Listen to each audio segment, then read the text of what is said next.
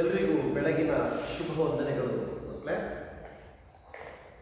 ಕಳೆದ ತರಗತಿಯಲ್ಲಿ ನಾವೀಗಾಗಲೇ ಭಾರತಕ್ಕೆ ಯುರೋಪಿಯನ್ನರ ಆಗಮನದಲ್ಲಿ ಪ್ರಾಚೀನ ಭಾರತ ಮತ್ತು ಯುರೋಪ್ ರಾಷ್ಟ್ರಗಳೊಂದಿಗೆ ಯಾವ ರೀತಿಯಾಗಿ ವ್ಯಾಪಾರ ಸಂಪರ್ಕ ನಡೆಯುತ್ತಿತ್ತು ಅನ್ನೋದರ ಬಗ್ಗೆ ಹಾಗೂ ಭಾರತ, ಏಷ್ಯಾ ಖಂಡ ಮತ್ತು ಯುರೋಪ್ ರಾಷ್ಟ್ರಗಳ ನಡುವೆ ಯಾವ ರೀತಿಯಾಗಿ ಕಾನ್ಸ್ಟಾಂಟಿನೋಪಲ್ ನಗರದ ಭೂಮಾರ್ಗವಾಗಿ ವ್ಯಾಪಾರ ನಡೀತಿತ್ತು, ಯಾವ ರೀತಿಯಾಗಿ ಇಟಲಿ ಮತ್ತು ಇಲ್ಲಿ ಬರ್ತಕ್ಕಂಥ ಕೆಲವೊಂದು ಅರಬ್ಬರು, ಟರ್ಕರು ಈ ಒಂದು ಪ್ರದೇಶಗಳ ಮೇಲೆ ತಮ್ಮ ಸ್ವಾಮ್ಯತೆಯನ್ನು ಬೆಳೆಸ್ಕೊಂಡು ಈ ಕಾನ್ಸ್ಟಾಂಟಿನೋಪಲ್ ನಗರದ ಭೂಮಾರ್ಗವನ್ನು ತಡೆಯಲು ಮುಚ್ಚಲ್ಪಟ್ಟರು. ಆ ದೃಷ್ಟಿಯಿಂದ ಯುರೋಪ್ ರಾಷ್ಟ್ರಗಳು ಮತ್ತೆ ಈ ಒಂದು ಭಾರತ ದೇಶದೊಂದಿಗೆ ವ್ಯಾಪಾರ ಸಂಪರ್ಕವನ್ನು ಇಟ್ಟುಕೊಳ್ಳೋದಕ್ಕೆ ಹೊಸ ಒಂದು ಜಲಮಾರ್ಗವನ್ನು ಕಂಡುಹಿಡಿಯೋದಕ್ಕೆ ಮುಂದಾಗ್ತಾರೆ. ಜೊತೆಗೆ ಭಾರತಕ್ಕೆ ಹೊಸ ಜಲಮಾರ್ಗವನ್ನು ಕಂಡುಹಿಡಿದರ ಜೊತೆಗೆ ಈ ಪೋರ್ಚುಗಲ್ನ ಪ್ರಮುಖ ಸಾಹಸಿ ನಾವಿಕರು ಹೊಸ ವೈಜ್ಞಾನಿಕವಾದಂಥ ಒಂದು ಸಂಶೋಧನೆಗಳಲ್ಲಿ ಮುಂದಾಗ್ತಾರೆ. ಅವುಗಳಲ್ಲಿ ಈಗಾಗಲೇ ಹೇಳಿದ್ದೀನಿ, ದಿಕ್ಸೂಚಿಯನ್ನು ಮತ್ತೆ ಸಿಡಿಮದ್ದುಗಳನ್ನು, ಅದೇ ರೀತಿ ಕೆಲವೊಂದು ನಕಾಶೆಗಳನ್ನು ಸಹ ಭೂಪಟಗಳನ್ನು ತಯಾರು ಮಾಡೋದರಲ್ಲಿ ಅವರು ಹೊಸ ಹೊಸ ಸಂಶೋಧನೆಗಳನ್ನು ಮಾಡ್ತಾ ಯಶಸ್ವಿಯನ್ನು ಆಗ್ತಾರೆ. ಮುಂದೆ ಪೋರ್ಚುಗಲ್ನ ವಾಸ್ಕೋ ಡ ಗಾಮ ತನ್ನದೇ ಆದಂತಹ ಒಂದು ದಿಕ್ಸೂಚಿಯ ಒಂದು ನೆರವಿನಿಂದ ಈ ಭೂಮಾರ್ಗದ ನಂತರ ಭಾರತಕ್ಕೆ ಹೊಸ ಜಲಮಾರ್ಗವನ್ನು ಕಂಡುಹಿಡಿದು ಭಾರತದ ಈ ಒಂದು ಕ್ಯಾಲಿಕಟ್ ಎಂಬ ಪ್ರದೇಶಕ್ಕೆ ಬಂದು ಕಾಪಟ್ ಎಂಬಂತಹ ಪ್ರದೇಶದಲ್ಲಿ ತನ್ನ ಹೊಸ ಜಲಮಾರ್ಗದೊಂದಿಗೆ ಭಾರತವನ್ನು ತಲುಪುತ್ತದೆ. ಇಲ್ಲಿ ಕಾಲಾಂತರಕ್ಕೆ ಹೋದರೆ ಫಸ್ಟ್ ಬರ್ತಕ್ಕಂಥ ಪೋರ್ಚುಗೀಸರಾಗಿರ್ಬೋದು, ಡಚ್ಚರಾಗಿರ್ಬೋದು, ಬ್ರಿಟಿಷರು, ಇಂಗ್ಲಿಷರಾಗಿರ್ಬೋದು, ಅದೇ ರೀತಿಯಾಗಿ ಫ್ರೆಂಚರು ಸಹ ಇಲ್ಲಿ ಬರ್ತಕ್ಕಂಥ ನಾವು ಕಾಣ್ತೀವಿ. ಇಲ್ಲಿ ಬರ್ತಕ್ಕಂಥ ಪ್ರತಿಯೊಬ್ಬ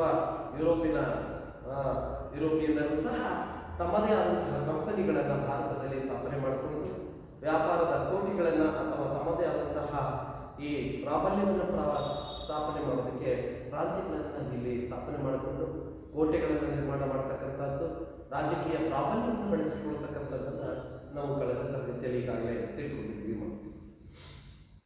ಜೊತೆಗೆ ವಾಸ್ಕೋ ಡ ಗಾಮ ಏನು ಭಾರತಕ್ಕೆ ಹೊಸ ಜಲಮಾರ್ಗವನ್ನು ಕಂಡುಹಿಡಿತಾರೆ, ಅದರ ನಂತರ ಪೋರ್ಚುಗೀಸರೇ ಮೊಟ್ಟ ಮೊದಲು ಭಾರತದಲ್ಲಿ ಪೋರ್ಚುಗೀಸ್ ಸಾಮ್ರಾಜ್ಯವನ್ನು ಸ್ಥಾಪನೆ ಮಾಡಿದಂಥ ವ್ಯಕ್ತಿಗಳು ಅಂತಕ್ಕಂಥ ಹೆಗ್ಗಳಿಕೆ ನಾವು ಕಾಣ್ತೀವಿ. ಭಾರತಕ್ಕೆ ಬಂದಂಥ ಸಂದರ್ಭದಲ್ಲಿ ವಿದೇಶಿಯ ರಾಜರುಗಳು, ಅದರಲ್ಲಿ ಮೊಘಲ್ ಚಕ್ರವರ್ತಿಯಾದಂತಹ ಜಹಾಂಗೀರನ ಆಸ್ಥಾನಕ್ಕೆ ಅವರು ಬರ್ತಾರೆ ವೈಸ್ರಾಯಾಗಿ. ಫ್ರಾನ್ಸಿಸೋ ಅಲ್ಬುಕರ್ ಈ ಹಲವಾರು ವೈಸ್ರಾಯಿಗಳು ಸಹ ನಮ್ಮ ಭಾರತಕ್ಕೆ ಭೇಟಿ ನೀಡಿ ತಮ್ಮದೇ ಆದ ಪ್ರಾಬಲ್ಯವನ್ನು ಇಲ್ಲಿ ಸ್ಥಾಪನೆ ಮಾಡೋದಕ್ಕೆ ಮುಂದಾಗ್ತಾರೆ. ಅದು ತಮ್ಮದೇ ಆದಂಥ ನೌಕಾ ನೆಲೆಯ ನೌಕಾ ಶಕ್ತಿಯನ್ನು, ನೌಕಾ ಸೈನ್ಯವನ್ನು ಬೆಳೆಸೋದಕ್ಕೆ ಮುಂದಾಗ್ತಕ್ಕಂಥದ್ದನ್ನು ನಾವಿಲ್ಲಿ ಕಂಡಿದ್ದೀವಿ. ಜೊತೆಗೆ ಇಲ್ಲಿ ಬರ್ತಕ್ಕಂತಹ ಡಚ್ಚರಾಗಿರ್ಬೋದು, ಈ ಡಚ್ಚರು ಸಹ ತಮ್ಮದೇ ಆದ ಡಚ್ ಈಸ್ಟ್ ಇಂಡಿಯಾ ಕಂಪನಿಯನ್ನು ಸ್ಥಾಪನೆ ಮಾಡಿದರು. ಅದೇ ರೀತಿಯಾಗಿ ಬ್ರಿಟಿಷ್ ಈಸ್ಟ್ ಇಂಡಿಯಾ ಕಂಪನಿ ಸ್ಥಾಪನೆ ಆಗ್ತದೆ. ಇಂಗ್ಲೆಂಡಿನ ರಾಣಿ ಕ್ವೀನ್ ಎಲಿಜಬೆತ್ ರವರು ಸಹ 15 ವರ್ಷಗಳ ಕಾಲ ಈ ಒಂದು ವ್ಯಾಪಾರ ಸಂಪರ್ಕವನ್ನು ನಡೆಸೋದಕ್ಕೆ ಭಾರತದೊಂದಿಗೆ ಅನುಮತಿಯನ್ನು ಕೊಡ್ತಾರೆ. ಇದಲ್ಲದೆ ಬರ್ತಕ್ಕಂತಹ ಗೋವಾ ಪ್ರದೇಶವನ್ನು ವಶಪಡಿಸಿಕೊಳ್ತಾರೆ. ಬಾಂಬೆಯನ್ನು 10 ಪೌಂಡ್ಗಳಿಗೆ ಅಲ್ಲಿ ಬಾಡಿಗೆಯಾಗಿ ಬರ್ತಕ್ಕಂಥದ್ದನ್ನು ಸಹ ನಾವು ಕಾಣ್ತೀವಿ. ಈ ರೀತಿಯಾಗಿ ಯುರೋಪಿಯನ್ನರು ಹೇಗೆ ಭಾರತದಲ್ಲಿ ರಾಜಕೀಯ ಪ್ರಾಬಲ್ಯವನ್ನು ಬೆಳೆಸಿಕೊಳ್ಳೋದಕ್ಕೂ ಸಹ ಮುಂದಾಗ್ತಾ ಇದ್ದಾರೆ. ತಮ್ಮದೇ ಆದ ಸಿವಿಲ್ ಮತ್ತು ಕ್ರಿಮಿನಲ್ ಪ್ರೊಸೀಜರ್ ಕೋಡ್ಗಳನ್ನು ಸಹ ಅವರು ಪ್ರಾರಂಭ ಮಾಡ್ತಾರೆ. ಕಾನೂನು ಮತ್ತು ಅಪರಾಧ ಕಾಯ್ದೆಗಳನ್ನು ಸಹ ಅವರು ಜಾರಿಗೆ ಮಾಡೋದಕ್ಕೆ ಮುಂದಾಗ್ತಾರೆ. ಹೀಗೆ ಭಾರತಕ್ಕೆ ಬಂದಂತಹ ವ್ಯಾಪಾರ ದೃಷ್ಟಿಯಿಂದ ಬಂದಂತಹ ಯುರೋಪಿಯನ್ನರು ತಮ್ಮದೇ ಆದ ರಾಜಕೀಯ ಪ್ರಾಬಲ್ಯವನ್ನು ಸ್ಥಾಪನೆ ಮಾಡೋದಕ್ಕೆ ಮುಂದಾಗ್ತಾರೆ. ಹೀಗೆ ದೇಶೀಯ ರಾಜ್ಯಗಳಲ್ಲಿ ಒಬ್ಬರಲ್ಲೊಬ್ಬರು ವೈಮನಸ್ಸು ಇರ್ತಕ್ಕಂಥದ್ದನ್ನು ಅವರು ಬಳಸ್ಕೊಳ್ತಾರೆ. ಭಾರತದಲ್ಲಿ ಹೇಗಾದರೂ ಮಾಡಿ ತಮ್ಮದೇ ಆದ ಪ್ರಾಬಲ್ಯವನ್ನು, ಏಕಸ್ವಾಮ್ಯವನ್ನು ಸ್ಥಾಪನೆ ಮಾಡೋದಕ್ಕೆ ಮುಂದಾಗ್ತಕ್ಕಂಥ ಕಾಲವನ್ನು ನಾವು ಕಾಣ್ತೀವಿ. ಕಳೆದ ತರಗತಿಯಲ್ಲಿ ನಾವು ಈಗಾಗಲೇ ಚರ್ಚೆ ಮಾಡಿರ್ತಕ್ಕಂಥ ವಿಚಾರ. ಇನ್ನು ಮುಂದುವರಿಯುತ್ತಾ ನಾವು ಈಗಾಗಲೇ ಈ ಒಂದು ಪಾಠದ ಮುಂದಿನ ಭಾಗದಲ್ಲಿ ನಾವು ನೋಡಬೇಕಾದದ್ದು, ಇಲ್ಲಿ ಪೋರ್ಚುಗೀಸರು ಇಲ್ಲಿ ಯಾವುದೇ ವಿಧವಾದಂತಹ ಇಂಗ್ಲಿಷ್ ಮತ್ತು ಬ್ರಿಟಿಷರ ನಡುವೆ ಮತ್ತು ಫ್ರೆಂಚರ ನಡುವೆ ಬಹಳಷ್ಟು ಸಂಘರ್ಷಗಳು ಪ್ರಾರಂಭ. ಯುದ್ಧಗಳು ಪ್ರಾರಂಭ ಆಗ್ತಕ್ಕಂಥದ್ದನ್ನು ನಾವು ಕಾಣ್ತೀವಿ. ಸೊ ಇಲ್ಲಿ ಫ್ರೆಂಚರು ದಕ್ಷಿಣ ಭಾರತದಲ್ಲಿ ತಮ್ಮ ರಾಜಕೀಯ ಪ್ರಭಾವವನ್ನು ಉಳಿಸಿಕೊಳ್ಳುವ ಸಲುವಾಗಿ ಶಕ್ತಿ ಪ್ರದರ್ಶನಕ್ಕೆ ಮುಂದಾಗ್ತಾರೆ. ಫ್ರೆಂಚರು ಮತ್ತು ಬ್ರಿಟಿಷರ ನಡುವೆ ಬಹಳಷ್ಟು ಯುದ್ಧಗಳು ಪ್ರಾರಂಭ ಆಗ್ತವೆ. ಇಲ್ಲಿ ಫ್ರೆಂಚರು ಮತ್ತು ಬ್ರಿಟಿಷರು ತಮ್ಮದೇ ಆದಂತಹ ರಾಜಕೀಯ ಪ್ರಾಬಲ್ಯವನ್ನು ಉಳಿಸಿಕೊಳ್ಳೋದಕ್ಕೆ, ಭಾರತದಲ್ಲಿ ತಮ್ಮದೇ ಆದ ಏಕಸಮತೆಯನ್ನು ಸ್ಥಾಪನೆ ಮಾಡೋದಕ್ಕೆ ಒಬ್ಬರಿಗೊಬ್ಬರು ಪೈಪೋಟಿ ನಡೀತಕ್ಕಂಥ ಒಂದು ಕಾಲವನ್ನು ನಾವು ಇಲ್ಲಿ ಕಾಣ್ತಾ ಇದ್ದೀವಿ. ಇದೇ ಸಂದರ್ಭದಲ್ಲಿ ಇಲ್ಲಿ ಹೈದರಾಬಾದಿನ ಸಂಸ್ಥಾನ ಮತ್ತು ಕರ್ನಾಟಕ ಪ್ರಾಂತ್ಯದ ರಾಜಕೀಯ ಅಸ್ಥಿರತೆಯ ಲಾಭ ಪಡೆಯೋದಕ್ಕೆ ಫ್ರೆಂಚ್ ಮತ್ತು ಬ್ರಿಟಿಷರು ಯತ್ನಿಸುತ್ತಾರೆ.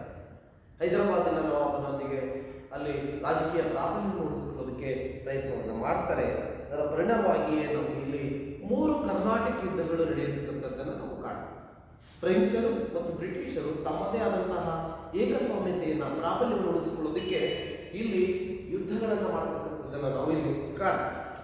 ಹಾಗಾದರೆ ಮೊದಲನೇ ಕರ್ನಾಟಕ ಯುದ್ಧ ಫಸ್ಟ್ ನಾವು ಕಾಣ್ತಕ್ಕಂಥದ್ದು 1ನೇ ಕರ್ನಾಟಕ ಯುದ್ಧ.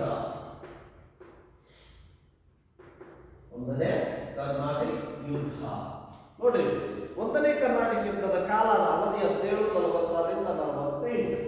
1746ರಿಂದ 48ರ ಅವಧಿಯಲ್ಲಿ ಈ ಒಂದು 1ನೇ ಕರ್ನಾಟಕ ಯುದ್ಧ ನಡೀತಕ್ಕಂಥದ್ದನ್ನು ನಾವು ಕಾಣ್ತೀವಿ. ಮಕ್ಕಳೇ, ಯಾವುದೇ ಒಂದು ಯುದ್ಧ ಪ್ರಾರಂಭ ಆಗೋದಕ್ಕೆ ಒಂದು ಕಾರಣ ಇರ್ತದೆ. ಕಾರಣದ ಜೊತೆಗೆ ಪರಿಣಾಮಗಳನ್ನು ಸಹ ನಾವು ಕಾಣ್ತೀವಿ. ಕಾರಣಕ್ಕೆ ಘಟನೆಗೆ ಸಂಬಂಧಪಟ್ಟಂಥ ಕಾರಣ, ಆ ಘಟನೆಯ ನಂತರ ಆಗ್ತಕ್ಕಂಥ ಪರಿಣಾಮಗಳು, ಅದರ ಮುಂದಿನ ಬೆಳವಣಿಗೆಗಳನ್ನು ನಾವು ಕಾಣಬೇಕಾಗ್ತದೆ. ಇಲ್ಲಿ ಡೂಪ್ಲೆ ಕೋರಿಕೆಯ ಮೇರೆಗೆ ಇಲ್ಲಿ ಬರ್ತಕ್ಕಂತಹ ಲಾ ಬೋರ್ಡಿನಾ ಎಂಬ ಫ್ರೆಂಚ್ ಸೇನಾ ಮುಖ್ಯಸ್ಥ ಮಾರಿಷಸ್ನಿಂದ ಒಂದು ಬ್ರಿಟಿಷರಿಂದ ಮದ್ರಾಸನ್ನು ವಶಪಡಿಸಿಕೊಳ್ತಾನೆ. ಇಲ್ಲಿ ಡೂಪ್ಲೆ ಅಂತಕ್ಕಂಥವನು ಬಹಳ ಮುಖ್ಯವಾದ ವ್ಯಕ್ತಿ. ಈ ಡೂಪ್ಲೆ ಬಹಳ ಮಹತ್ವಾಕಾಂಕ್ಷೆಯನ್ನು ಹೊಂದಿರತಕ್ಕಂತಹ ವ್ಯಕ್ತಿ. ಈ ಡೂಪ್ಲೆ ತನ್ನದೇ ಆದಂತಹ ಮಹತ್ವಾಕಾಂಕ್ಷೆಯನ್ನು ಹೊಂದಿರತಕ್ಕಂಥ ವ್ಯಕ್ತಿ. ಹೇಗಾದರೂ ಮಾಡಿ ಭಾರತದಲ್ಲಿ ತಮ್ಮದೇ ಆದಂತಹ ಪ್ರಾಬಲ್ಯವನ್ನು ಬೆಳೆಸಬೇಕು. ಇದರ ಜೊತೆಗೆ ಈ ಡೂಪ್ಲೆ ಫ್ರೆಂಚ್ನ ಒಬ್ಬ ಸೇನಾಧಿಕಾರಿಯಾದಂತಹ ಲಾಬೋರ್ಡಿನಾ ಎಂಬ ಫ್ರೆಂಚ್ ಸೇನಾ ಮುಖ್ಯಸ್ಥ. ಲಾಬೋರ್ಡಿನಾ ಫ್ರೆಂಚ್ ಸೇನಾ ಮುಖ್ಯಸ್ಥ ನೋಡಿ, ಇವನ ಒಂದು ಡೂಪ್ಲೆಯ ಆದೇಶದ ಮೇರೆಗೆ ಫ್ರೆಂಚ್ನ ಸೇನಾ ಮುಖ್ಯಸ್ಥನಾದ ಈ ಒಬ್ಬ ಲಾಬೋರ್ಡಿನಾ ಎಂಬಂತಹ ಸೈನ್ಯದ ಮುಖ್ಯಸ್ಥ ಮಾರಿಷಸ್ನಿಂದ ಬ್ರಿಟಿಷರಿಂದ ಬಂದು ಬ್ರಿಟಿಷರಿಂದ ಮದ್ರಾಸನ್ನು ವಶಪಡಿಸಿಕೊಳ್ತಾನೆ. ಬ್ರಿಟಿಷರಿಂದ ಮದ್ರಾಸನ್ನ ಈ ಒಬ್ಬ ವ್ಯಕ್ತಿ ವಶಪಡಿಸಿಕೊಳ್ತಾನೆ. ನೋಡಿ, ಮಾರಿಷಸ್ನಿಂದ ಬಂದಂತಹ ಲಾಬೋರ್ಡಿನಾ ಎಂಬಂತಹ ಸೈನ್ಯದ ಸೇನಾ ಮುಖ್ಯಸ್ಥ ಇವನು ಬ್ರಿಟಿಷರಿಂದ ಈ ಒಂದು ಮದ್ರಾಸ್ ಪ್ರಾಂತ್ಯವನ್ನು ವಶಪಡಿಸಿಕೊಳ್ತಕ್ಕಂಥದ್ದನ್ನು ನಾವು ಕಾಣ್ತೀವಿ. ಇಲ್ಲಿ ಅಸಹಾಯಕರಾದ ಬ್ರಿಟಿಷರು ಕರ್ನಾಟಕ ನವಾಬನಾದ ಅನ್ವರುದ್ದೀನನ ಮೊರೆ ಇಡ್ತಾರೆ. ನೋಡಿ, ಯಾವಾಗ ಮದ್ರಾಸ್ ಕೈತಪ್ಪಿ ಹೋಗ್ತದೆ, ಫ್ರೆಂಚರಿಗೆ ಮದ್ರಾಸ್ ವಶಪಡಿಸಿಕೊಳ್ತಾರೆ, ಆಗ ಬ್ರಿಟಿಷರು ಅಲ್ಲಿ ಕರ್ನಾಟಕದ ನವಾಬನಾಗಿ ಆಳ್ವಿಕೆ ನಡೆಸ್ತಕ್ಕಂಥ ಅನ್ವರುದ್ದೀನನ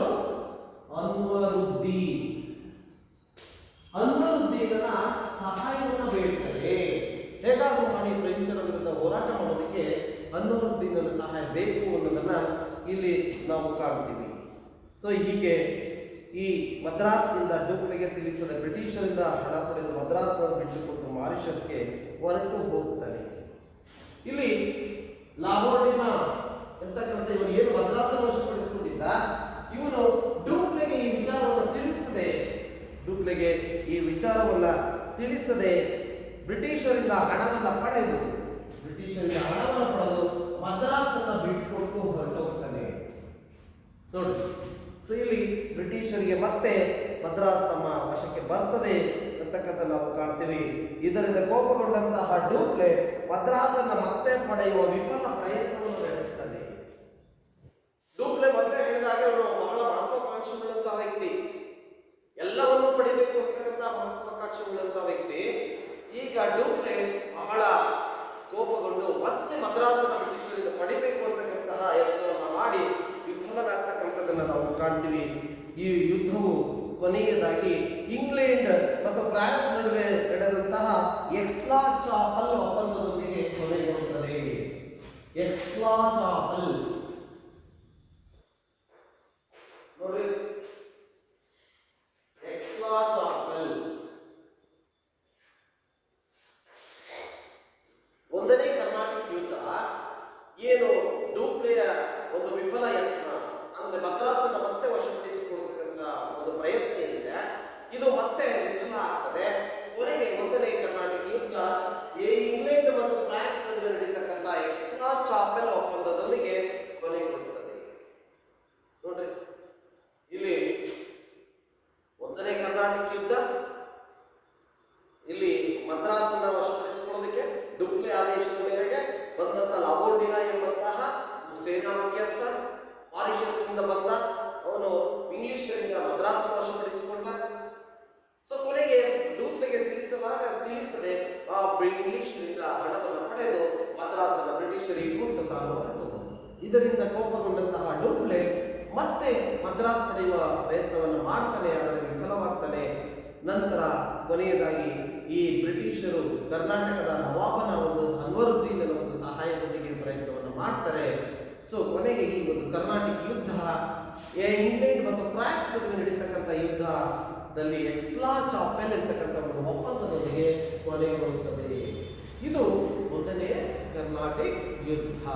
ಅರ್ಥವಾಯ್ತಾ? ಯಾವುದೇ ಯುದ್ಧ ನಡೀಬೇಕಾದ್ರೆ ಕಾರಣದ ಜೊತೆಗೆ ಪರಿಣಾಮ. ಸೊ ಇಲ್ಲಿ ಯುದ್ಧಕ್ಕೆ ಕಾರಣ, ಅದರ ಪರಿಣಾಮ ನೋಡಿದ್ರೆ ಇಲ್ಲಿ ಮತ್ತೆ ಮದ್ರಾಸ್ ಬ್ರಿಟಿಷರ ವಶಕ್ಕೆ ಬಂತು. ಇಲ್ಲಿ ಫ್ರೆಂಚರು ಸೋತರು, ಮತ್ತೆ ಒಪ್ಪಂದ ಆಯಿತು. ಈ ಒಂದು ಒಪ್ಪಂದವೇ ಎಕ್ಸ್ಲಾ ಚಾಪೆಲ್ ಒಪ್ಪಂದ. ಇದೇ ಪರಿಣಾಮ ಅಂತಕ್ಕಂಥದ್ದನ್ನು ನಾವು ತಿಳ್ಕೊಬೇಕಾಗುತ್ತೆ. ಯಾರಿಗೆ ಅರ್ಥ ಆಯಿತು? ಎಲ್ರಿಗೂ ಅರ್ಥ ಆಗಿದೆ ಅನಿಸುತ್ತೆ. ಇಷ್ಟು ನಾವು ಒಂದನೇ ಕರ್ನಾಟಕ ಯುದ್ಧದ ಬಗ್ಗೆ ತಿಳ್ಕೋಬೇಕಾಗ್ತದೆ. ಇದಾದ ನಂತರ ಎರಡನೆಯ ಕರ್ನಾಟಕ ಯುದ್ಧ. ಎರಡನೇ ಕರ್ನಾಟಕ ಯುದ್ಧ ನೋಡ್ರಿ, ಎರಡನೇ ಕರ್ನಾಟಕ ಯುದ್ಧ ಇದರ ಕಾಲಾವಧಿ, ಈ ಎರಡನೇ ಕರ್ನಾಟಕ ಯುದ್ಧದ ಕಾಲದ ಅವಧಿ 1749ರಿಂದ ಇಲ್ಲಿ ಬರ್ತಕ್ಕಂಥ 1754. ನೋಡ್ರಿ, ಎರಡನೇ ಕರ್ನಾಟಕ ಯುದ್ಧ. ಇಲ್ಲಿ ಬದಲಾದ ಸನ್ನಿವೇಶಕ್ಕೆ ಫ್ರೆಂಚರು ಇಲ್ಲಿ ಅಸಫ್ ಜಾನ ಮತ್ತೊಬ್ಬ ಮಗನಾದ ಸಲಾಬತ್ ಜಂಗನನ್ನ ಹೈದರಾಬಾದ್ ನಿಜಾಮನನ್ನಾಗಿ ಮಾಡ್ತಾರೆ. ಫ್ರೆಂಚರು ಇಲ್ಲಿ ಏನ್ ಮಾಡ್ತಾರಪ್ಪ ಅಂತಂದ್ರೆ ದೇಶೀಯ ರಾಜರ ಆಡಳಿತದಲ್ಲಿ ಕೈ ಹಾಕ್ತಾರೆ. ನೋಡ್ರಿ, ಇಲ್ಲಿ ಅನ್ವರುದ್ದೀನನ ನಂತರ ಇಲ್ಲಿ ಬರ್ತಕ್ಕಂತಹ ಅಸಫ್ ಜಾನ ಮತ್ತೊಬ್ಬ ಮಗನಾದ ಸಲಾಬತ್ ಜಂಗನನ್ನು ಹೈದರಾಬಾದಿನ ನಿಜಾಮನನ್ನಾಗಿ ಮಾಡ್ತಾರೆ ಫ್ರೆಂಚರು. ಹೈದರಾಬಾದಿನ ನಿಜಾಮ, ಅವನ ಹೆಸರು ಇಲ್ಲಿ ಸಲಾಬತ್ ಜಂಗ್. ಇವನನ್ನ ಹೈದರಾಬಾದಿನ ನಿಜಾಮನನ್ನಾಗಿ ಮಾಡ್ತಾರೆ. ನೋಡ್ರಿ, ಇಲ್ಲಿ ಏನ್ ಮಾಡ್ತಾರಪ್ಪ ಅಂದ್ರೆ ಫ್ರೆಂಚರು ದೇಶೀಯ ರಾಜರುಗಳ ಆಡಳಿತದಲ್ಲಿ ತಮ್ಮ ಕೈಯನ್ನ ಹಾಕ್ತಾರೆ, ಹಸ್ತಕ್ಷೇಪ ಮಾಡ್ತಕ್ಕಂಥದ್ದು. ಇಲ್ಲಿ ಸಲಾಬತ್ ಜಂಗನನ್ನ ಹೈದರಾಬಾದ್ ನಿಜಾಮನನ್ನಾಗಿ ಘೋಷಣೆ ಮಾಡ್ತಾರೆ. ಅವರ ರಕ್ಷಣೆಗಾಗಿ ಆಸ್ಥಾನದ ಫ್ರೆಂಚರು ತಮ್ಮ ಸೈನ್ಯ ಸಹಿತ ಬುಸ್ಸಿ ಎಂಬ ಅಧಿಕಾರಿಯನ್ನು ನೇಮಕ ಮಾಡ್ತಾರೆ. ಏನು ಸಲಾಬತ್ ಜಂಗನನ್ನ ಹೈದರಾಬಾದ್ ನಿಜಾಮನನ್ನಾಗಿ ನೇಮಕ ಮಾಡಿದ್ರು, ಅವನ ರಕ್ಷಣೆಗಾಗಿ ಫ್ರೆಂಚರು ತಮ್ಮ ಸೈನ್ಯವನ್ನ ಇಡ್ತಾರೆ ಅವನ ಹತ್ರ, ಅವನ ರಕ್ಷಣೆಗೋಸ್ಕರ. ಆ ಸೈನ್ಯದ ಮುಖ್ಯಸ್ಥ ಬುಸ್ಸಿ, ಸೈನ್ಯದ ಮುಖ್ಯಸ್ಥರ ಹೆಸರು ಬುಸ್ಸಿ. ಈ ಬುಸ್ಸಿಯ ಒಂದು ನೇತೃತ್ವದಲ್ಲಿ ಫ್ರೆಂಚರ ಒಂದು ಸೈನ್ಯ ಇಲ್ಲಿ ಹೈದರಾಬಾದ್ ನಿಜಾಮನ ಸಲಾಬತ್ ಜಂಗನಲ್ಲಿ ಅವರ ರಕ್ಷಣೆಗಾಗಿ ನೇಮಕವನ್ನ ಮಾಡ್ತಾರೆ. ಮತ್ತೊಂದು ಕಡೆ ಫ್ರೆಂಚರ ಬೆಂಬಲದಿಂದ ಚಾಂದಾ ಸಾಹೇಬ್ ಕರ್ನಾಟಕದ ನವಾಬನಾಗ್ತಾನೆ. ಮತ್ತೊಂದು ಕಡೆ ಚಾಂದಾ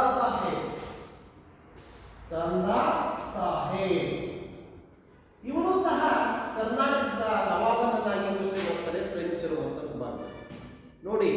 ಇವರು ತಮ್ಮದೇ ಆದಂತಹ ನೀತಿಯನ್ನು ಅನುಸರಿಸ್ತಾ ಇದ್ದಾರೆ. ದೇಶೀಯ ರಾಜ್ಯದಿಂದ ಹೇಗಾದರೂ ಮಾಡಿ ನಮ್ಮ ಕಡೆ ಒಲಿಸ್ಕೊಳ್ಳೋದಕ್ಕೆ ಅವರಿಗೆ ಅಧಿಕಾರವನ್ನು ಕೊಡ್ತಾ ಇದ್ದಾರೆ.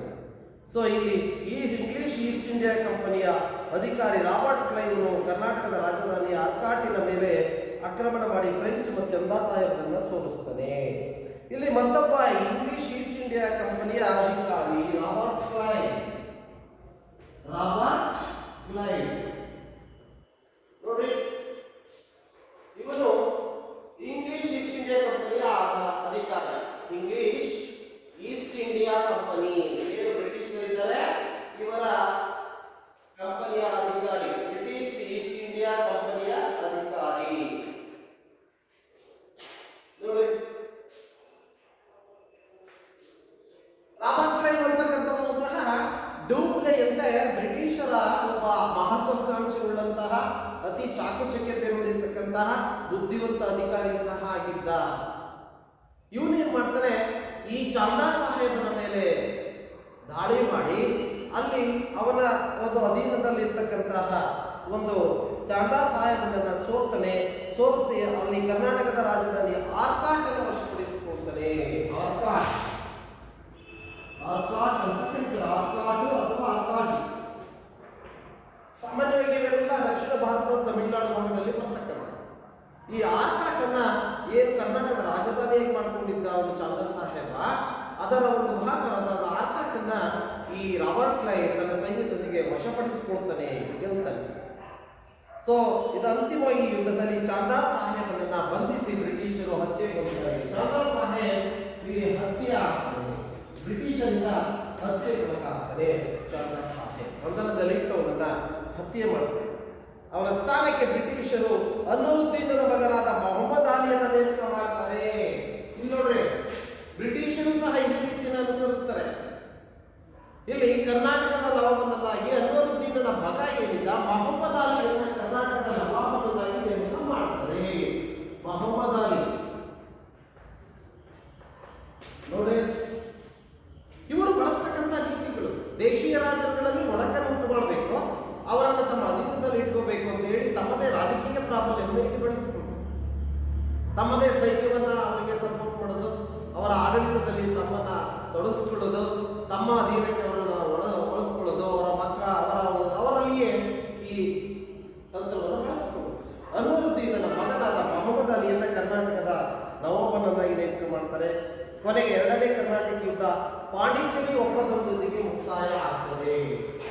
ಎರಡನೇ ಕರ್ನಾಟಕ ಯುದ್ಧ ಪಾಂಡಿಚೇರಿ ಒಪ್ಪಂದ ನೋಡ್ರಿ, ಪಾಂಡಿಚೇರಿ ಒಪ್ಪಂದದೊಂದಿಗೆ ಇಲ್ಲಿ ಮುಕ್ತಾಯ ಆಗ್ತಕ್ಕಂಥದ್ದನ್ನು ನಾವು ಕಾಣ್ತೀವಿ. ನೋಡ್ರಿ, ಮೊದಲನೇ ಕರ್ನಾಟಕ ಯುದ್ಧ ಇಂಗ್ಲೆಂಡ್ ಫ್ರಾನ್ಸ್ ನಡುವೆ ನಡೆದಂತಹ ಎಕ್ಸ್ಲಾ ಚಾಪಲ್ ಒಪ್ಪಂದದೊಂದಿಗೆ ಮುಕ್ತಾಯಗೊಂಡಿತು. ಈ ಎರಡನೇ ಕರ್ನಾಟಕ ಯುದ್ಧ ಇದು ಪಾಂಡಿಚೇರಿ ಒಪ್ಪಂದದೊಂದಿಗೆ ಮುಕ್ತಾಯ ಆಗ್ತಾ ಇದೆ. ಪಾಂಡಿಚೇರಿ ಇದು ಸಹ ತಮಿಳುನಾಡಿನಲ್ಲಿ, ದಕ್ಷಿಣ ಭಾರತದ ತಮಿಳುನಾಡಿನಲ್ಲಿ ಬರ್ತಕ್ಕಂಥ ಸ್ಥಳ.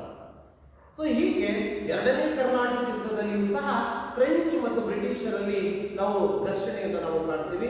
ಅವರಲ್ಲಿ ರಾಜಕೀಯ ಪ್ರಾಬಲ್ಯವನ್ನು ಬೆಳೆಸೋದಕ್ಕೆ ದೇಶೀಯ ರಾಜರ ಹೈದರಾಬಾದ್ ನಿಜಾಮನ್ನ ಹೇಗೆ ಬಳಸಿಕೊಳ್ತಾ ಇದ್ದರು, ಹೇಗೆ ತಮ್ಮ ಮಕ್ಕಳ ಹೈದರಾಬಾದಿನ ಮಕ್ಕಳನ್ನ ಮತ್ತು ಚಾಂದಾ ಸಾಹೇಬನ ಹತ್ಯೆಗೈದು ಆ ಸ್ಥಾನಕ್ಕೆ ಅನ್ವರುದ್ದೀನನ ಮಗನಾದಂತಹ ಮೊಹಮ್ಮದ್ ಅಲಿಯನ್ನು ನೇಮಕ ಮಾಡತಕ್ಕಂಥ ಸ್ಥಿತಿಯನ್ನು ತರ್ತಾರೆ.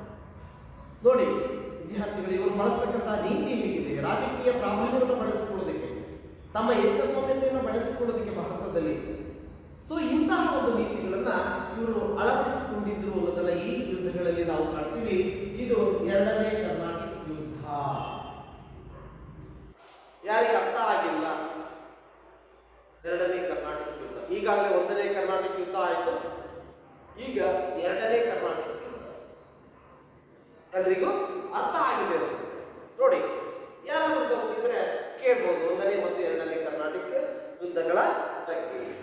ಸೊ ಇಲ್ಲಿ ಪಾಂಡಿಚೇರಿ ಒಪ್ಪಂದ, ಫ್ರೆಂಚರು ಡೂಪ್ಲೇನ ಹಿಂದಕ್ಕೆ ಕರೆಸಿಕೊಳ್ತಾರೆ. ಯುದ್ಧ ಫ್ರೆಂಚರಿಗೆ ರಾಜಕೀಯ ಹಿನ್ನಡೆಯನ್ನು ಮಾಡಿ ಬ್ರಿಟಿಷರಿಗೆ ಪ್ರತಿಷ್ಠೆಯನ್ನು ತಂದುಕೊಡುತ್ತದೆ. ಎರಡನೇ ಕರ್ನಾಟಕ ಯುದ್ಧದಲ್ಲಿ ಫ್ರೆಂಚರು ಸೋಲನ್ನು ಅನುಭವಿಸ್ತಾರೆ. ಡೂಪ್ಲೆಯನ್ನ ಫ್ರೆಂಚರು ಮತ್ತೆ ವಾಪಸ್ ಕರೆಸಿಕೊಳ್ತಾರೆ ಭಾರತದಿಂದ. ಜೊತೆಗೆ ಈ ಒಂದು ಎರಡನೇ ಕರ್ನಾಟಕ ಯುದ್ಧದಲ್ಲಿ ಫ್ರೆಂಚರು ತಮ್ಮ ಆಧಿಪತ್ಯವನ್ನು ಕಳ್ಕೊಳ್ತಾರೆ, ಭಾರತದಲ್ಲಿ ಬ್ರಿಟಿಷರು ತಮ್ಮ ಆಧಿಪತ್ಯವನ್ನ ಬೆಳೆಸ್ಕೊಳ್ತಾರೆ. ಇಲ್ಲಿ ಗೆದ್ದಂಥವರು ಬ್ರಿಟಿಷರು, ಸೋತಂಥವರು ಫ್ರೆಂಚರು. ಇದು ಪರಿಣಾಮ. ನಾನು ಈಗಾಗಲೇ ಹೇಳಿದೆ ಮಕ್ಕಳು, ಯಾವುದೇ ಒಂದು ಇತಿಹಾಸದಲ್ಲಿ ಘಟನೆ ಸಂಭವಿಸಬೇಕಾದ್ರೆ ಆ ಘಟನೆಯ ಹಿನ್ನೆಲೆಗೆ ಒಂದು ಕಾರಣ ಇರ್ತದೆ. ಕಾರಣಕ್ಕೆ ಒಂದು ಪರಿಣಾಮವನ್ನು ನಾವು ಕಾಣ್ತೀವಿ ಅಂದ್ರೆ ಆ ಯುದ್ಧದಲ್ಲಿ ಯಾವ ಸೋಲು ಗೆಲುವುಗಳನ್ನು ಕಾಣ್ತೀವಿ, ನಂತರ ಆಗ್ತಕ್ಕಂಥ ಪರಿಣಾಮಗಳನ್ನ ನಾವು ಅಲ್ಲಿ ಕಾಣ್ತೀವಿ.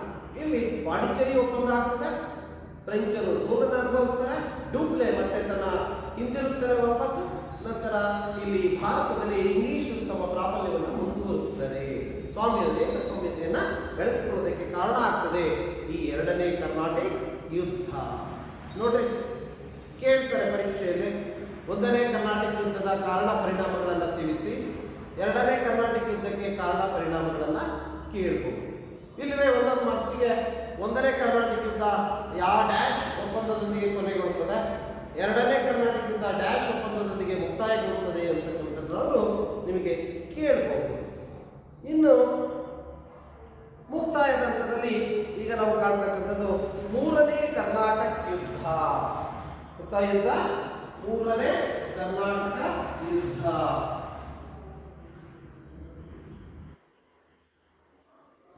ಇಲ್ಲಿ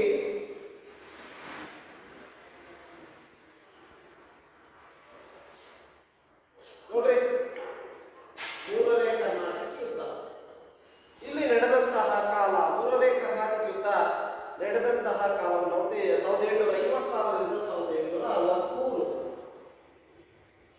1756ರಿಂದ 1763 ನೋಡಿ.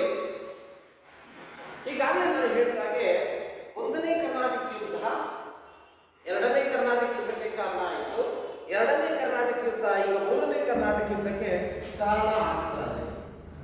ಮೂರನೇ ಕರ್ನಾಟಕ ಯುದ್ಧ ನಡೆದ ಕಾಲಾವಧಿ 1756ರಿಂದ 1763 ಅವಧಿ ಅಂತ ಕಾಣ್ತೀವಿ. ಇಲ್ಲಿ ಫ್ರೆಂಚರ ಒಬ್ಬ ಅಧಿಕಾರಿ ಕೌಂಟ್ ಡಿಲಾಲಿ ಅಂತ ಬರ್ತಾನೆ. ಮತ್ತೆ ಕೌಂಟ್ ಡಿಲಾಲಿ, ಫ್ರೆಂಚರ ಅಧಿಕಾರಿ ಯಾರು ಅಂದ್ರೆ ಕೌಂಟ್ ಡಿಲಾಲಿ. ಕೌಂಟ್ ಡಿಲಾಲಿ ಅಂತಕ್ಕಂತಹ ಫ್ರೆಂಚರ ಒಬ್ಬ ಅಧಿಕಾರಿ ಮೂರನೇ ಕರ್ನಾಟಕ ಯುದ್ಧದ ಬಗ್ಗೆ ಹೇಳ್ತೀವಿ.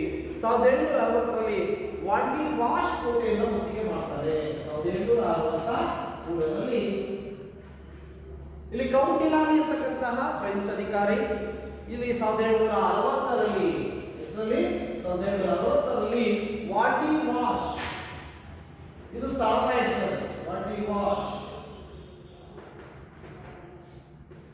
ವಾಂಡಿ ವಾಶ್ ಎಂಬಂತಹ ಪ್ರದೇಶದಲ್ಲಿ ಕೋಟೆಗೆ ಮುತ್ತಿಗೆ ಹಾಕ್ತಾರೆ. ವಾಂಡಿ ವಾಶ್ ಕೋಟೆ ಇಲ್ಲಿ ಫ್ರೆಂಚರ ಕೌಂಟ್ ಡಿಲಾಲಿ 1760ರಲ್ಲಿ ಈ ವಾಂಡಿ ವಾಶ್ ಎಂಬಂತಹ ಕೋಟೆಗೆ ಮುತ್ತಿಗೆ ಹಾಕ್ತಾನೆ. ಈ ನಿರ್ಣಾಯಕ ವಾಂಡಿ ವಾಶ್ ಯುದ್ಧದಲ್ಲಿ ಬ್ರಿಟಿಷ್ ಸೇನಾಧಿಕಾರಿ ಸರ್ ಐಕ್ವುಟ್ ಅನ್ನು ಫ್ರೆಂಚರನ್ನು ಸೋಲಿಸ್ತಾನೆ. ಇಲ್ಲಿರ್ತಕ್ಕಂಥ ವ್ಯಕ್ತಿ ಬ್ರಿಟಿಷರ ಸೈನ್ಯಾಧಿಕಾರಿ ಯಾರಾಗಿದ್ದಪ್ಪ ಅಂತಂದ್ರೆ ಸರ್ ಐಕ್ವುಟ್. ನೋಡಿ,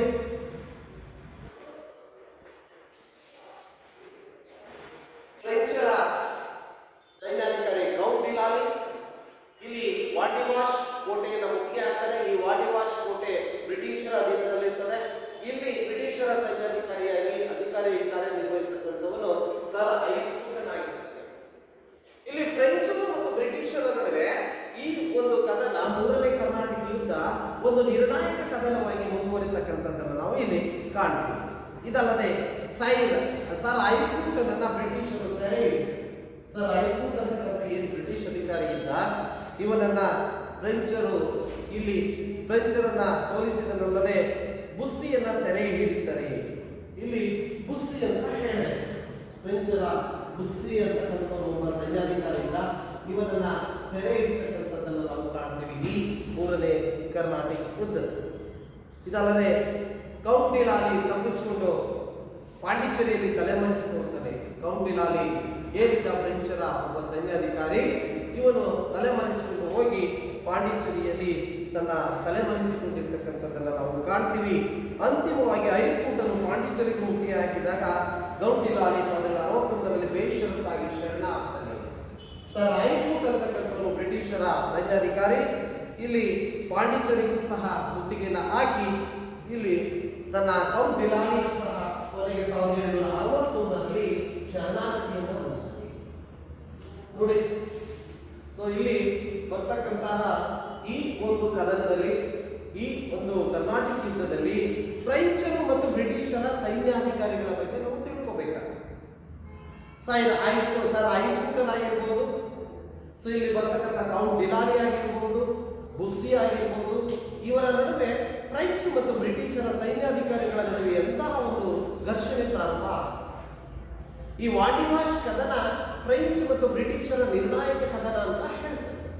ಇಲ್ಲಿ ವಾಂಡಿವಾಶ್ ಕದನವನ್ನು ಮುಗಿಗೆ ಹಾಕಿದಂತಹ ಫ್ರೆಂಚರ ಈ ಕೌಂಟ್ ಡಿಲಾನಿ ಇಲ್ಲಿ ಇರ್ತಕ್ಕಂಥ ಸರ್ ಐಕೂಟನ ವಿರುದ್ಧ ಹೋರಾಟ ಮಾಡಿ ಸೋಲನ್ನು ಅನುಭವಿಸ್ತಾರೆ. ವಾಂಡಿವಾಶ್ ಕದನದಲ್ಲಿ ಈ ಬ್ರಿಟಿಷರಿಗೆ ಒಂದು ನಿರ್ಣಾಯಕ ಹಂತ ಅಂತಕ್ಕಂಥದ್ದನ್ನು ಉಂಟು ಮಾಡ್ತದೆ. ನಂತರ ಈ ವಾಂಡಿವಾಶ್ ಕದನದ ಜೊತೆಗೆ ಪಾಂಡಿಚೇರಿಯನ್ನು ಸಹ ಮುತ್ತಿಗೆ ಹಾಕ್ತಾನೆ ಸರ್ ಐಕೂಟ್. ಅಲ್ಲಿರ್ತಕ್ಕಂತಹ ಈ ಒಬ್ಬ ಬುಸ್ಸಿ ನಾನು ಸೆರೆ ಹಿಡಿಯಲ್ಪಡ್ತಾನೆ. ಮುಂದೆ ಈ ಒಬ್ಬ ಅಧಿಕಾರಿಗಳ ಒಂದು ಸಂಘರ್ಷದಲ್ಲಿ ಕೌಂಟ್ ಡಿಲಾನಿ ಕೊನೆಗೆ 1861ರಲ್ಲಿ ತಾನು ಬ್ರಿಟಿಷರ ಸೈನ್ಯಕ್ಕೆ ಶರಣಾಗತಿ ಹೋಗ್ತಕ್ಕಂಥದ್ದನ್ನು ನಾವು ಕಾಣ್ತೀವಿ. ನೋಡಿ, ಫ್ರೆಂಚರಾಗಿರ್ಬೋದು, ಬ್ರಿಟಿಷರಾಗಿರ್ಬೋದು ತಮ್ಮದೇ ಆದ ಏಕಸ್ವಾಮ್ಯತೆಯನ್ನು ಸ್ಥಾಪನೆ ಮಾಡಿಕೊಳ್ಳೋದಕ್ಕೆ, ಭಾರತದಲ್ಲಿ ತಮ್ಮ ರಾಜಕೀಯ ಪ್ರಾಬಲ್ಯವನ್ನು ಬೆಳೆಸಿಕೊಳ್ಳೋದಕ್ಕೆ ತಮ್ಮದೇ ಆದಂತಹ ಯುದ್ಧಗಳನ್ನು ಎದುರಿಸುತ್ತದೆ, ಸಂಘರ್ಷಗಳನ್ನು ನಡೆಸುತ್ತದೆ. ಸೊ ಕರ್ನಾಟಕ ಯುದ್ಧಗಳ ಪರಿಣಾಮವಾಗಿ ಫ್ರೆಂಚರು ಭಾರತದಲ್ಲಿ ತಮ್ಮ ಎಲ್ಲ ಏಕಸ್ವಾಮ್ಯತೆಯ ನೆಲೆಗಳನ್ನು ಕಳೆದುಕೊಳ್ತಾರೆ. 1763ರಲ್ಲಿ ನಡೆದಂತಹ ಪ್ಯಾರಿಸ್ ಒಪ್ಪಂದದ ಪ್ರಕಾರ ಫ್ರೆಂಚರಿಗೆ ಪಾಂಡಿಚೇರಿಯನ್ನು ಹಿಂದಿರುಗಿಸಿಕೊಡಲಾಗುತ್ತದೆ. ಇಲ್ಲಿ ಪ್ಯಾರಿಸ್ ಒಪ್ಪಂದ ಅಂತಕ್ಕಂಥದ್ದು ಪ್ಯಾರಿಸ್ ಒಪ್ಪಂದ ನೋಡಿ, 3ನೇ ಕರ್ನಾಟಕ ಯುದ್ಧದಲ್ಲಿ ಪ್ಯಾರಿಸ್ ಒಪ್ಪಂದ ಬಂತು. ಈ 3ನೇ ಕರ್ನಾಟಕ ಯುದ್ಧದಲ್ಲಿ ಪ್ಯಾರಿಸ್ ಒಪ್ಪಂದದ ಪ್ರಕಾರವಾಗಿ ಪಾಂಡಿಚೇರಿಯನ್ನ ಮತ್ತೆ ಈ ಒಂದು ಫ್ರೆಂಚರಿಗೆ ಬಿಟ್ಟುಕೊಡ್ತಕ್ಕಂಥದ್ದನ್ನು ನಾವು ಕಾಣ್ತೀವಿ. ಇವೆಲ್ಲ ಪರಿಣಾಮಗಳಾಗಿ ನಾವು ಯುದ್ಧದಲ್ಲಿ ಕಾಣ್ತಕ್ಕಂಥದ್ದನ್ನು ನೋಡ್ತೀವಿ. ಪ್ಯಾರಿಸ್ ಒಪ್ಪಂದದ ಪ್ರಕಾರವಾಗಿ 1763ರಲ್ಲಿ ಪ್ಯಾರಿಸ್ ಒಪ್ಪಂದ ನಡೀತದೆ. 1763 ಹೀಗೆ 1763ರಲ್ಲಿ ನಡೆದಂತ ಪ್ಯಾರಿಸ್ ಒಪ್ಪಂದದ ಪ್ರಕಾರವಾಗಿ 3ನೇ ಕರ್ನಾಟಕ ಯುದ್ಧದಲ್ಲಿ ಪಾಂಡಿಚೇರಿಯನ್ನು ಮತ್ತೆ ಬ್ರಿಟಿಷರು ಫ್ರೆಂಚರಿಗೆ ಬಿಟ್ಟುಕೊಡ್ತಕ್ಕಂಥ ಒಪ್ಪಂದಕ್ಕೆ ಮುಂದಾಗ್ತಾರೆ ಅಂತಕ್ಕಂಥದ್ದನ್ನು ನಾವು ಕಾಣ್ತೀವಿ. ಈ ಬೆಳವಣಿಗೆಯಿಂದ ದಕ್ಷಿಣ ಭಾರತದಲ್ಲಿ ಫ್ರೆಂಚರು ಮೂಲೆಗುಂಪಾಗ್ತಾರೆ. ನಂತರ ಬ್ರಿಟಿಷರು ತಮ್ಮ ಇತರ ಯುರೋಪ್ ಪ್ರತಿಸ್ಪರ್ಧಿಗಳನ್ನು ದಮನ ಮಾಡಿ ದಕ್ಷಿಣ ಭಾರತದಲ್ಲಿ ತಮ್ಮದೇ ಆದ ಏಕಸ್ವಾಮ್ಯವನ್ನು ಬೆಳೆಸಿಕೊಳ್ತಾರೆ. ನೋಡಿ, ಇಲ್ಲಿ ಫ್ರೆಂಚರು ಬ್ರಿಟಿಷರ ನಡುವಿನ 3 ಕರ್ನಾಟಕ ಯುದ್ಧಗಳಲ್ಲಿ ಬಹಳಷ್ಟು ಸಂಘರ್ಷಗಳಲ್ಲಿ ಬ್ರಿಟಿಷರು ತಮ್ಮ ಏಕಸ್ವಾಮ್ಯತೆಯನ್ನು ಬೆಳೆಸಿಕೊಳ್ತಾರೆ, ರಾಜಕೀಯ ಪ್ರಾಬಲ್ಯವನ್ನು ದಕ್ಷಿಣ ಭಾರತದಲ್ಲಿ ಕಟ್ತಾರೆ. ಮಕ್ಕಳ ಈಗಾಗಲೇ ನಾವು ತಿಳ್ಕೊಂಡಾಗೆ 1ನೇ ಕರ್ನಾಟಕ ಯುದ್ಧ ಎಕ್ಸ್ಲಾ ಚಾಪಲ್ ಒಪ್ಪಂದ, 2ನೇ ಕರ್ನಾಟಕ ಯುದ್ಧ ಪಾಂಡಿಚೇರಿ ಒಪ್ಪಂದ, 3ನೇ ಕರ್ನಾಟಕ ಯುದ್ಧ ಪ್ಯಾರಿಸ್ ಒಪ್ಪಂದಗಳೊಂದಿಗೆ ಮುಕ್ತಾಯ ಆಗಿದೆ. ಹೀಗೆ ನಮ್ಮ ಭಾರತದಲ್ಲಿ ಯುರೋಪಿಯನ್ನಲ್ಲಿ ಬ್ರಿಟಿಷರು ಮತ್ತು ಫ್ರೆಂಚರ ನಡುವೆ ಘರ್ಷಣೆಗಳು ಪ್ರಾರಂಭ ಆಗಿ 3 ಕರ್ನಾಟಕ ಯುದ್ಧಗಳನ್ನು ನಡೆಸ್ತಾರೆ. ಪರಿಣಾಮ ಕಡೆಯದಾಗಿ ಫ್ರೆಂಚರಿಗೆ ಬ್ರಿಟಿಷರು ಪಾಂಡಿಚೇರಿಯನ್ನು ಪ್ಯಾರಿಸ್ ಒಪ್ಪಂದದ ಪ್ರಕಾರ ಹಿಂದಿರುಗಿಸ್ತಾರೆ. ಇಲ್ಲಿ ಫ್ರೆಂಚರು ಭಾರತದಲ್ಲಿ ಮೂಲೆಗುಂಪಾಗ್ತಕ್ಕಂಥದ್ದನ್ನು ಕಾಣ್ತೀವಿ, ಪ್ರಾಬಲ್ಯವನ್ನು ಕಳ್ಕೊಳ್ತಾರೆ. ಬ್ರಿಟಿಷರು ತಮ್ಮ ಪ್ರಾಬಲ್ಯವನ್ನು ಹೆಚ್ಚಿಸಿಕೊಂಡು ತಮ್ಮದೇ ಆದ ರಾಜಕೀಯ ಪ್ರಾಬಲ್ಯ, ಆಡಳಿತದಲ್ಲಿ ಪ್ರಾಬಲ್ಯವನ್ನು ಹೆಚ್ಚಿಸಿಕೊಳ್ತಾ ಏಕಸ್ವಾಮ್ಯತೆಯನ್ನು ಬೆಳೆಸಿಕೊಳ್ತಾ ತಮ್ಮದೇ ಆದಂತಹ ಒಂದು ದಿಟ್ಟ ನೌಕಾ ಶಕ್ತಿಯನ್ನು ಸಹ ಕಟ್ಟೋದಕ್ಕೆ ಮುಂದಾಗ್ತಾರೆ ಅಂತಕ್ಕಂಥದ್ದನ್ನು ನಾವಿಲ್ಲಿ ತಿಳ್ಕೋಬಹುದಾಗಿದೆ. ಯಾರಿಗೆ ಅರ್ಥ ಆಗಿಲ್ಲ 3ನೇ ಕರ್ನಾಟಕ ಯುದ್ಧ ಹೇಳ್ಬೇಕು. ಸೊ ಇಲ್ಲಿ 3 ಕರ್ನಾಟಕ ಯುದ್ಧಗಳನ್ನು ನಾವು ನೋಡ್ತೀವಿ. 3 ಕರ್ನಾಟಕ ಯುದ್ಧಗಳಲ್ಲಿ ಸಹ ಕಾರಣ ಪರಿಣಾಮಗಳಲ್ಲಿ ಒಪ್ಪಂದಗಳನ್ನು ಕಾಣ್ತೀವಿ. ಅವುಗಳ ಒಪ್ಪಂದದ ಪ್ರಕಾರ ಯಾರಾದರೂ ಸೋತ್ತಾರೆ, ಗೆಲುವನ್ನು ಸಾಧಿಸ್ತಾರೆ, ಇಲ್ಲಿ ಪ್ರಾಬಲ್ಯವನ್ನು ಹೆಚ್ಚಿಸ್ತಾರೆ. ಹೀಗೆ 3 ಕರ್ನಾಟಕ ಯುದ್ಧಗಳನ್ನು ನಾವು ಕಾಣ್ತೀವಿ. ಅರ್ಥ ಆಯ್ತು ಮಕ್ಕಳ? ಈ ವಿಚಾರದ ಬಗ್ಗೆ ಏನಾದರೂ ಡೌಟ್ಸ್ ಇದ್ರೆ ಪ್ರಶ್ನೆಗಳನ್ನು ಕೇಳ್ಬೋದು. ನೆಕ್ಸ್ಟ್ ನಾವು ಈ ಗೃಹಪಾಠ ಕಾರ್ಯಕ್ಕೆ ಹೋಗೋಣ. ನೋಡ್ರಿ, ಗೃಹಪಾಠ ಕಾರ್ಯ ನೋಡ್ರಿ, ನೀವು ತಿಳ್ಕೊಂಡಿದ್ದಕ್ಕೆ ಹೇಳ್ಬೇಕಾಗ್ತದೆ. ಗೃಹಪಾಠ ಕಾರ್ಯ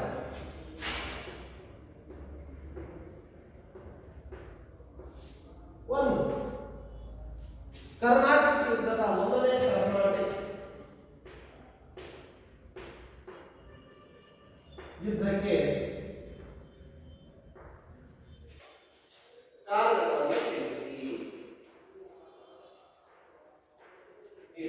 ನೋಡಿ, ಬಹಳ ಸುಲಭವಾಗಿದೆ. ಎರಡನೇದು, ಯಾವ ಒಪ್ಪಂದದೊಂದಿಗೆ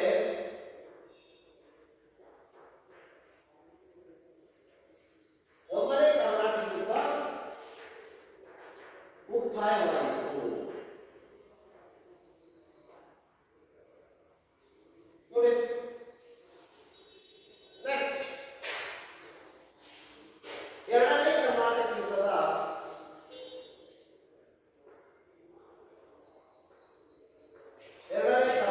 ಯುದ್ಧಕ್ಕೆ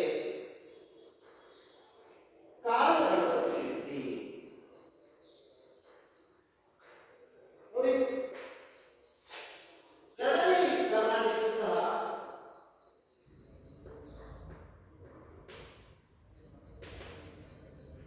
ಯಾವ ಒಪ್ಪಂದದೊಂದಿಗೆ ಮುಕ್ತಾಯವಾಯಿತು?